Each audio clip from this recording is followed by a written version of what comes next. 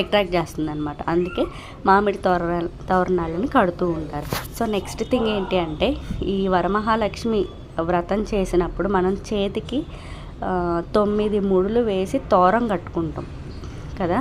ఆ తోరం ఎందుకు కడతారు అంటే 9 ముళ్ళు వేస్తాం దానికి. దాని వెనకాల ఒక అర్థం అనేది ఉంది, ఒక రీజన్ అనేది ఉంది. ఏంటి అంటే ఆ 9 ముళ్ళు కూడా వేస్తున్నప్పుడు మనం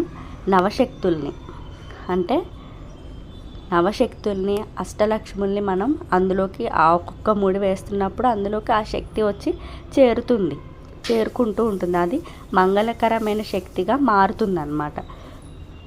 సో ఇంట్లో కుటుంబంలో ఉండే ఆచారాన్ని బట్టి కొన్ని మార్పులు అలా ఉంటాయన్నమాట. కొంతమంది 9 ముళ్ళకి 9 పూలు పెడతారు, కొంతమంది అలా పెట్టరు. 9 ముళ్ళు వేసేసి మధ్యలో పువ్వు పెడతారు, అలా పెడతారనమాట.